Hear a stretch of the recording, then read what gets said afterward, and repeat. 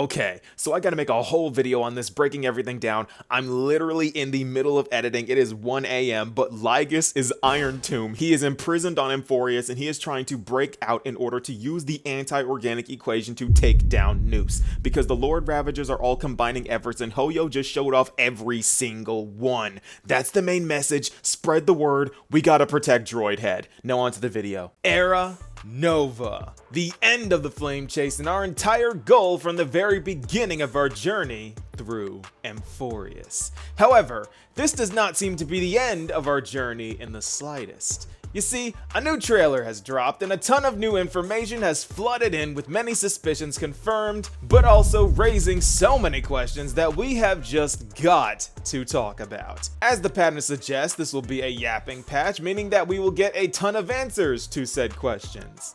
Hopefully. Because 3.0 was Yap, 3.1 was Chaos, 3.2 was Yap, and 3.3 was Chaos again. So we are due for some lore meteors that will hit as hard as Phainon's planetary devastation. With, of course, a healthy dose of emotional damage that will leave us in such a broken state that we will need Penacony shenanigans for therapeutic reasons. But before all of that, we gotta talk about Phainon's past, ID Zelizii, Cyrene, the Flame Reaver, Lygus dying, maybe, probably not, and one more thing that is even more concerning than all of those things combined. Because this is the future of the flame chase revealed. Okay, so first things first, we do get our confirmation that Phainon will be making the choice to surrender the core flame of world bearing and take Kefli's trial. However, this seems to transport him back to ID Zelizii under assault from the Black Tide, meaning that the very same thing that made Phainon fail the Strife trial now stands in his way once again. He has teased many times that he has to triumph and move past the pain and the loss of his homeland if he is to achieve the goal set for him by Aglaya. But this doesn't seem like too much of an issue. I feel like he's endured so much pain lately that this trial won't exactly be the focal point here. Apart from the times that flash by that break time, Mighty and Cypher have never been in the same place before, something's up here. I mentioned this in a past video, but by the time that Cypher returned to Akima, Mighty had already become the demigod of Strife and left for Castrum Kremnos. And when he came back, Cypher was already dead. So, big issue time-wise there. There's something going on here. I can't put my finger on what's going on here, but something's going on here. The main reason why I don't believe that ID Zelizii will be a huge focus is because things only really start to heat up when he gets back. Or possibly Hoyo messing with the timing of events again. Because after getting our teaser about the Penacony Fate collab, we return to literal heads rolling. Lygus's head rolling, to which we see that he has a single exposed red eye that bears a striking resemblance to Noose, of course. But before you get excited about Lygus's death, remember that Herta and Skrullum also killed one. And I also want to address that no, Noose does not have a red eye. That is the side of a giant disembodied robotic head that glows red. First I thought that Noose was a giant infected robot eyeball, but hey, I'm also the guy that didn't see Shippei's other two faces, and that still makes me uncomfortable to look at it. Anyway, and Lygus being beheaded raises multiple questions, because why exactly was Lygus targeted? He's been talking a huge game this entire time, but he hasn't done anything so far worthy of provoking violence. However, he might have done something heinous to Cyrene, and I'll get to that later. Because the Flame Reaver shows up, and this is something I did not expect. Because, yeah, we know that he has to have his final showdown with Phainon, but where is Dan Heng? The Flame Reaver being here means that Dan Heng was defeated. He was supposed to be holding the Flame Reaver back, preferably defeating him. Is he okay? We did see him struggling, but I didn't think he would straight up lose. There's no possible way that Hoyo just off-screen Dan Heng like that. Either way, Phainon has his duel with the Flame Reaver, and after what seems like a very intense duel, Phainon gets the upper hand and lands a strike that removes the Flame Reaver's mask, and we see that he has white hair. It's Dr. Ratio. We've been wondering why he's dressed like the Amphorius people, why he loves bats so much, then drops pillars on people like an Amphorius miracle, and now we finally have our answer. Dr. Ratio has been here this entire time, right under our noses, and we had no idea, hiding his face because we were the stupid people all along, not realizing it was him. I'm kidding. It would be funny though, wouldn't it? But let's be real. This is really measuring up to be the Flame Reaver is Phainon theory, isn't it? A theory that I made a video about, by the way. But after cutting back to Penacony once again, we come across something that is absolutely tragic. Because if you don't know what this is the very gem that Cyrene wears on the back of her outfit, meaning that somehow Cyrene has died again. Poor thing got teased at the end of this patch and then dies in the next one's trailer. And if you need any further confirmation, Phainon has finally reached his breaking point and now he has shed tears, meaning that he is done with everything now. Do you know how hard it is to make a man who hides his emotion like Phainon cry? This was already prophesized by that Castrus Golden Epic trailer that he would cry while being the last man standing, but I didn't expect them to hurt Phainon this bad. Also, remember how Kevin shed that one icy cold tear as he cried for Dr. May? This gives me those whole type of vibes.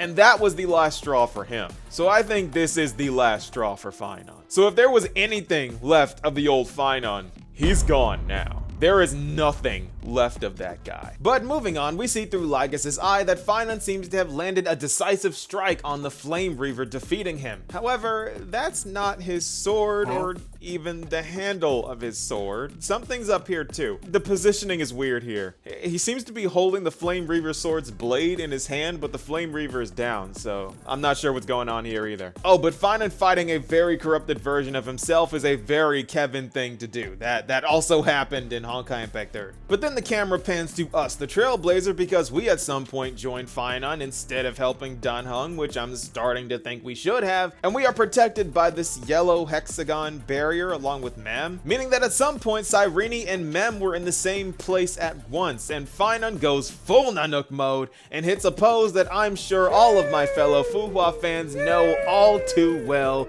the very same pose that the Hersha of Sentience hits when she says her iconic line, "I will reverse all creation," which is exactly what Phainon aims to do, thus bringing about Era Nova. That reference is insane.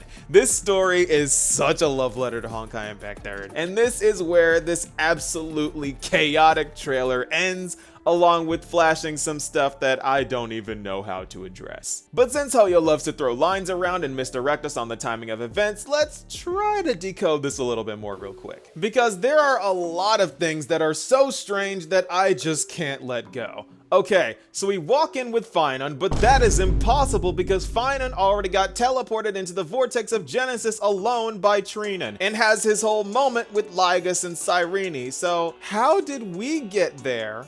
And how are we walking in again? And where did Cyrene go? She is nowhere in this frame, so what happened with the last part of 3.3? Was Phainon hallucinating? There is a lot already off here from the jump. But get this, because it's not like this Vortex of Genesis that Phainon entered was a fake one. Because this Vortex of Genesis looks exactly the same as it did before. It is the same place. Same broken pillars, same memory fading stuff. That wall over there is still broken. I'm gonna be honest here, guys. I am clueless as to what or how this has happened. Because first Phainon went in alone, but somehow we're here with him and now Cyrene is gone. And I can't figure out how we followed him. If Trinan used the last of her power to Sentry Gate Phainon in, I don't think we could have followed him. Is Cyrene messing with time? She has to be present in the Vortex of Genesis in some way if Phainon is going to get her gem thing. So the only way I can piece together the chronology of events is Phainon walks in with us, still don't know how,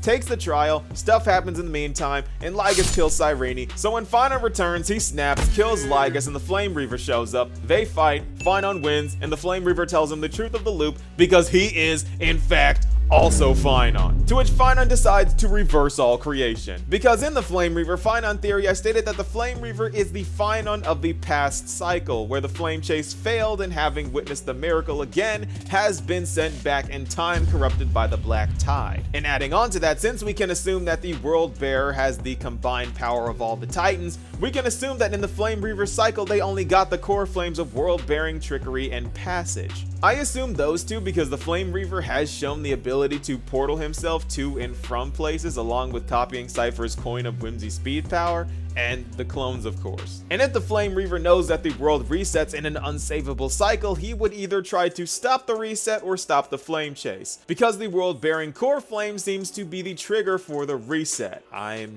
not exactly sure about that, but either way, it seems to be this clash with the Flame Reaver that sets Phainon over the edge, so he definitely tells him something that changes everything for Phainon. And this is just about everything I can glean from this trailer, and I feel like we have gotten a lot, but still not nearly enough. We still need to know what happened to Dan Heng and how the Flame Reaver got past him, why the Trailblazer didn't help him, and how we even got into the Vortex, and we still don't have our Herta Ex Machina we are due for, or Polka Kakamond, and Hyselins and Sarydra are somehow involved because they're on the way, but where are they gonna come in? This is wild. And we got a lot, yet nothing at all. Yet it is all in Phainon's hands now. Because this is the future of the Flame Chase revealed. If Cyrene is down, then who sends us into the past? Is it Phainon? Does Phainon successfully recreate the world as he wants it? And everyone's revived? It can't be that simple. We still have Rupert to deal with, and Polka, and Herta, and Screwlum, and I still think Acheron might show up again. I need a second trailer with the amount of plot points going on that need coverage at some point, because time is breaking as we speak, and we are trapped here on a planet created by a psycho killer robot. What do you guys think? Be sure to let me know, and I'll see you all in the next video. Peace, y'all.